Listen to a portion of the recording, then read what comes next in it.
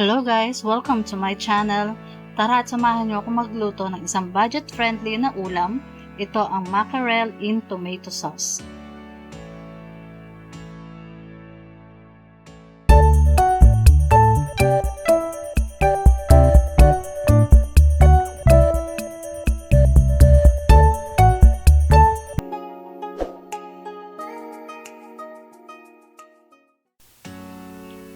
Sa ating mainit na mantika, magigisa tayo ng ating bawang,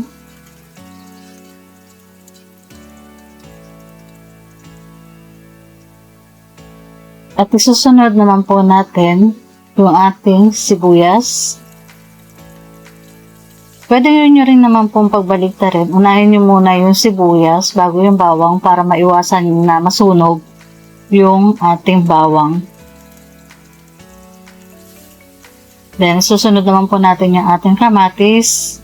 Lutuin po natin maputi yung ating kamatis para yung lasa ng kamatis natin sumama na doon sa ating ginigisa. Isa-pisain lang po yung kamatis para po mag-extract yung lasa niya.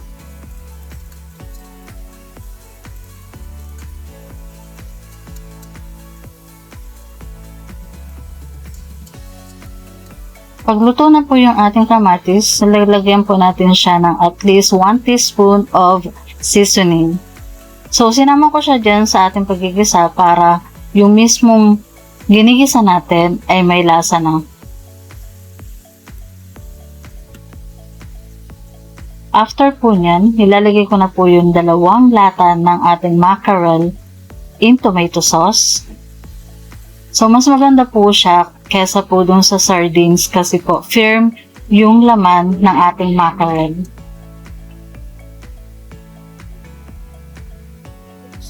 So, hinihiwa-hiwa ko lang siya para dumami. Pero kung nasa inyo naman po yan, kung ayaw nyo ng hiwa-hiwalayin, pwede rin naman po buo-buo po yung ating mackerel.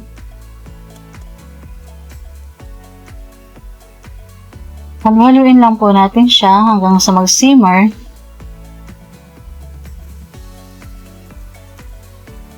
After po mag-simmer, lagyan po natin siya ng at least 1/2 cup of water. Depende po yan kung gusto nyo mas marami yung sabaw. Pero ako po, 1/2 cup of water lang ang ginamit ko. After po nyan, lalagyan ko na po siya ng paminta na durog, at least 1/2 teaspoon.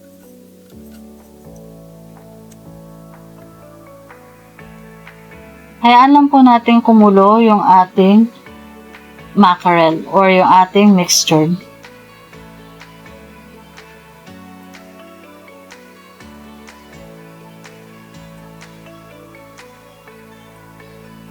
After po niya, nagdagdag pa po ako ng soy sauce. So, instead of asin, ang nilagay ko po is soy sauce kasi mas masarap yung lasa niya dyan sa ating mackerel. Let it simmer for 1 minute. And after that, we can toss in na po yung ating cabbage and celery.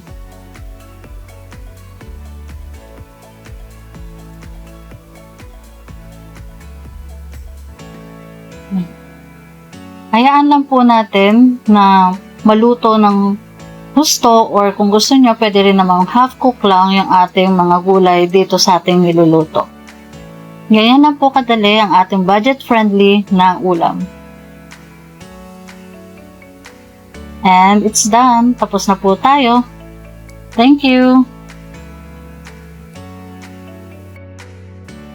Thank you for watching guys. So sana nag-enjoy po kayo sa ating nilutong ulam. So kung hindi pa po kayo subscribe sa aking channel, please subscribe and click the notification bell para lagi kayong updated. Thank you and God bless.